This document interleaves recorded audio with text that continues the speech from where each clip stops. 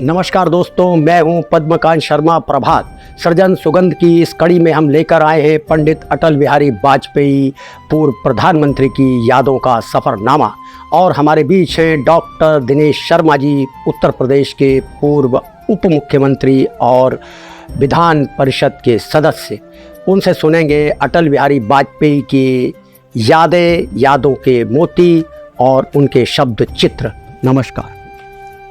आपको अटल जी के नेतृत्व में, अटल जी के साथ काम करते हुए समाज सेवा और राजनीति में मैं उसका साक्षी रहा हूँ। और आपने युवा मोर्चा हो, विश्व संवाद केंद्र में हो, या अटल जी के साथ उनके कार्यक्रमों को लगाने का हो, या उनका चुनाव हो, और जो भी आपकी रही हैं वो आपके व्यक्तित्व में बहुत सारी चीज़ें आपने अटल जी से ग्रहण की हैं। और उनकी यादें, आपके पास यादों का एक खजाना है। तो हम चाहते हैं कि उस यादों के खजाने से कुछ मोती हमारे इस सृजन सुगंध नाम के इस YouTube चैनल को मिले। मैं चुनाव नहीं लड़ना चाहता था, पहला भी और दूसरा भी। पहले भी अटल जी का फोन आया, तुझे लड़ रहा है। माणिक्य लाल मिश्र जी अध्यक्ष थे, उनका आदेश आया कि आपको लड़ रहा है जी। दूसरा मैंने साल भर पहले कह दिया था, दूसरा चुनाव में महापौर का मैं अब नहीं लड़ूंगा। दूसरों को रास्ता मिलना चाहिए, एक ही व्यक्ति बार बार लड़े ये ठीक नहीं जी। तो मैंने प्रदेश अध्यक्ष के रूप में कलराज जी, लक्ष्मीकांत वाजपेयी जी जी, और उन्होंने कहा नहीं डॉक्टर साहब आपको लड़ना है। और सबने माननीय कलराज मिश्र जी को कहा कि आप उनको आदेश करिए जी। और मैं लड़ा। मैंने अटल जी से प्रॉमिस कराया था कि आप पहले चुनाव में जी कि आप आएंगे। अटल जी पहले चुनाव में आए थे जी, और उनको 104 बुखार था और नहीं आना चाहते थे। उनके जो सहयोगी लोग थे वो नहीं चाहते थे कि वो आए जी। अटल जी ने मुझसे वादा किया था मैं आऊंगा जी। धीरे धीरे चढ़कर ऊपर आए, लोग चिल्लाए देश का नेता कैसा हो, अटल बिहारी जैसा हो। अटल जी के घुटनों में बहुत दर्द था, धीरे धीरे धीरे चढ़ रहे। वो खड़े होकर हाथ हिलाते हुए बोले, क्या धीरे चलने वाला चाहिए या युवा चाहिए? अब लोगों ने, मैं अननोन पर्सन, उन्होंने एकदम से चढ़ा दिया। और उसके बाद जब बैठे तो मुझे जो कार्यक्रम के संचालक लोग थे उन्होंने कहा कि आप बहुत जरा सा समय बोली गई, 2 मिनट। तो ठीक है। तो अब अटल जी ने कहा चिंता मत करो, ये 2 मिनट कह रहे हैं जी, मुझे कोई जल्दी नहीं है, तुम प्रत्याशी हो, जंप कर। मैं किया जी। और मैं जब बोलने लगा तो अटल जी बिल्कुल वो थे, खुश थे। और लोग रोकना चाह रहे थे, वो कहते थे और बोलो जी। बोलने के बाद मैंने क्या, मेयर बनने के बाद मेरी प्राथमिकताएं हैं, क्या करना है, देश की स्थिति, प्रदेश की स्थिति, यहाँ की स्थिति।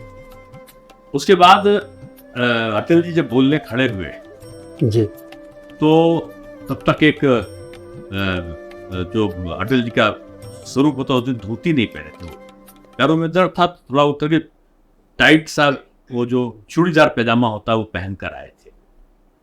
और खड़े हुए बोलने के लिए लोग फिर नारा लगाने लगे। तो नारा लगाते लगाते अटल जी ने कहा कि आज कैसा लग रहा हूं। तो एक शांति एक कार्यकर्ता थी, वो बालागंज साइड जी, जोर से चिल्लाई, अटल जी आज बहुत अच्छे लग रहे हैं। अब अटल जी का दूसरा प्रश्न जनता से कनेक्टिविटी कैसे होती है जी। उन्होंने जनता से कहा कि आप सब बताएं, ये कुर्ता ऊपर ये तो मैं पहने हूं जी, लेकिन ये पैजामा ना पहनूं तो कैसा लगेगा? तो भी वो शांति देवी, अरे अटल जी बहुत खराब लगेगा, ऐसा मत करिएगा।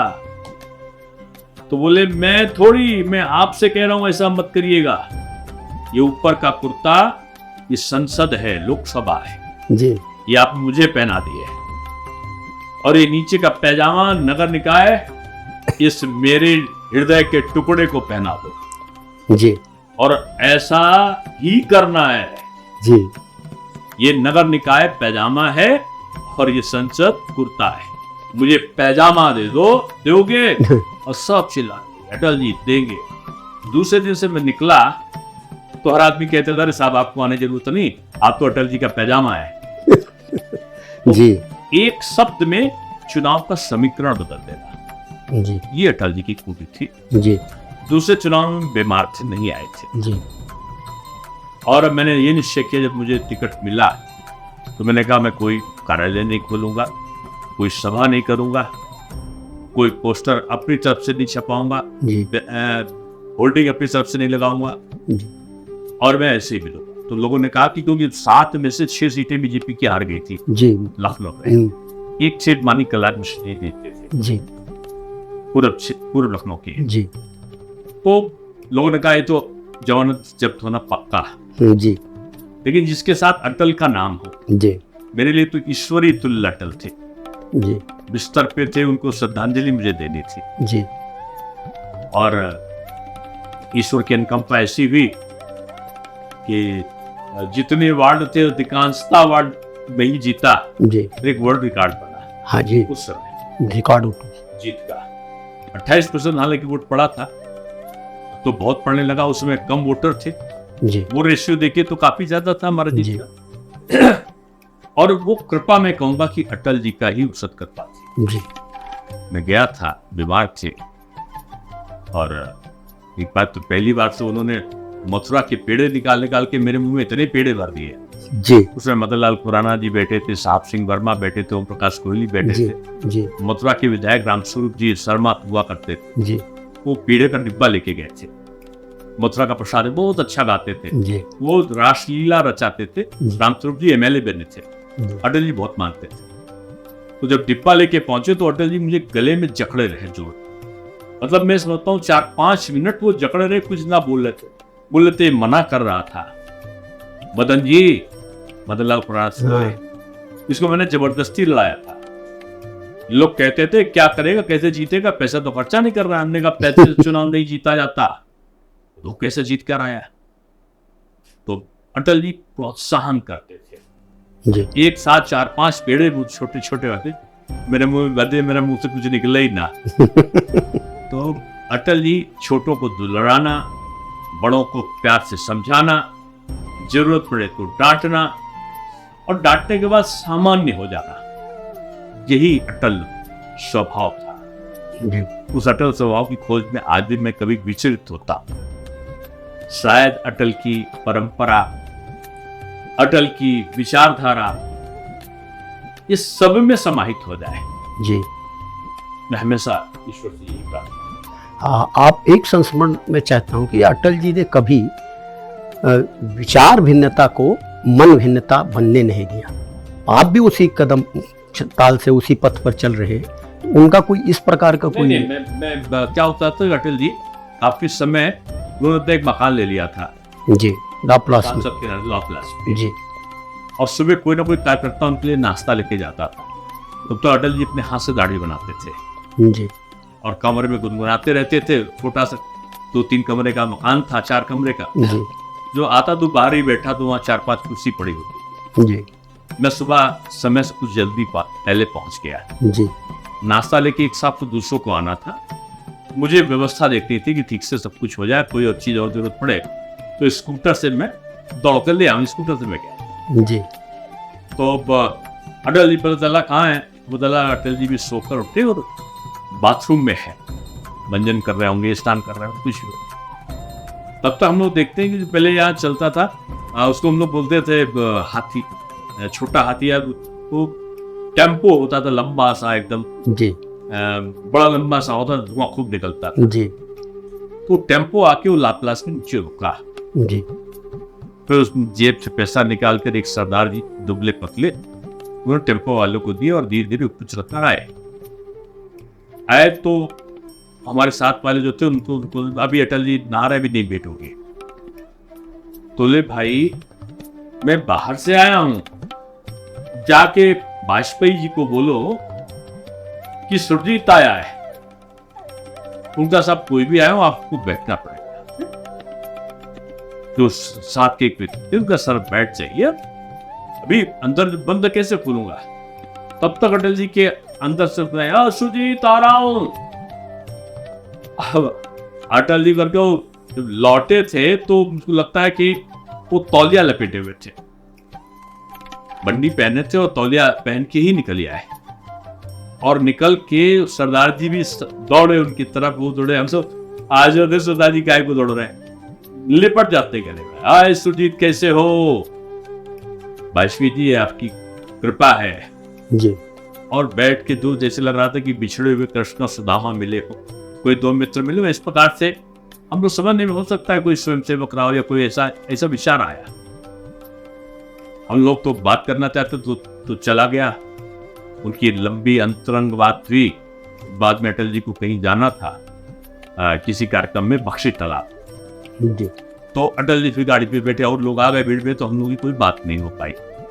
जब चले गए तो मैंने उनके सहायक आ गए थे तब तक, तो मैंने उनसे पूछा, भाई साहब माननीय शिव कुमार जी, मैंने कहा भाई साहब हम लोग सुबह आए। उनका आपकी बात हो गई? उनका बात तो नहीं हो पाई, समय पर नहीं आए थे क्या? उनका भाई साहब समय पर आया था। माननीय अटल जी स्नान कर रहे थे और उसके बाद वो सरदार जी आ गए। पता नहीं कौन थे इतनी देर तक। अरे आप जानते नहीं हो कौन थे? नहीं मैं नहीं जानता हूं। वो हरकिशन सिंह सुरजीत थे, कम्युनिस्ट पार्टी के इतने बड़े नेता, आप जानते नहीं? यार वो तो सरजीत सिंह तो बड़ा विरोध करते हैं अटल जी का लोकसभा में। लोकसभा में करते हैं ना, व्यक्तिगत जीवन में नहीं करते हैं। अच्छे मित्र हैं। चंद्रशेखर जी भी अच्छे मित्र हैं उनके, नरसिम्हा राव जी भी बहुत अच्छे मित्र हैं उनके। तो शिव कुमार जी, माननीय शिव कुमार जी निजी सहायक थे जी। उन्होंने कितने नाम गिना डाले मुझे जी। और बोले कि देखो राजनीति का मतलब शत्रुता थोड़ी है। अटल जी क्या कहते हैं? तो दूसरे तीसरे दिन अटल जी से इस बारे में डिस्कशन लोग करने लगे। अटल जी का एक ही स्पष्ट वाक्य था, लोकसभा तक, चुनाव तक, राज्यसभा तक तर्क और वितर्कों में नीति और सिद्धांत के मतभेद होने चाहिए जी। सत्ता पक्ष को समय समय पर विपक्ष को जगाते रहना चाहिए। नकारात्मकता को वहीं पर समाप्त करते हुए जी। जब हम मिले तो हमें शर्मिंदा ना होना पड़े जी। और मन में मलाइक लेकर हमको नहीं मिलना है जी। स्वच्छ हृदय से परस्पर संवाद होने चाहिए जी। और ये याद रखना आप लोग भी, हम लोग 5-6 लोग थे जी। आदरणीय सुरेश तिवारी जी जो आप विधायक रहे, पिताजी थे जी। श्रीनिवास तिवारी जी, माननीय भगवती शुक्ला जी थे जी। टंडन जी बैठे थे। वो गुस्से में इसलिए थे कि उन्होंने कोई कार्यक्रम निर्धारित कर दिया था, हम लोग ने अटल जी को गप्पे में लगा दिया। टाटे जी थे हाँ। और सारे लोग बैठे थे, भगवती शुक्ला जी, बद्री प्रसाद जी, सुरेश श्रीवास्तव जी, राघव राम जी, पूरे जो अटल जी की टोली थी वो वहां पर विराजमान थी जी। और मुझको याद है कि अटल जी ने जो विपक्ष के संबंध, सत्ता पक्ष और विपक्ष के बीच की दूरियां नहीं होनी चाहिए जी, उस पर उन्होंने बड़े अच्छे अच्छे वाक्यों का प्रयोग किया था। और उन्होंने यही कहा कि एक स्वस्थ लोकतंत्र के रक्षण के लिए जी। विपक्ष को प्रतिकार करना चाहिए जी। संवाद करना चाहिए जी। लेकिन विरोध को स्टंट बनाने से बचना चाहिए जी।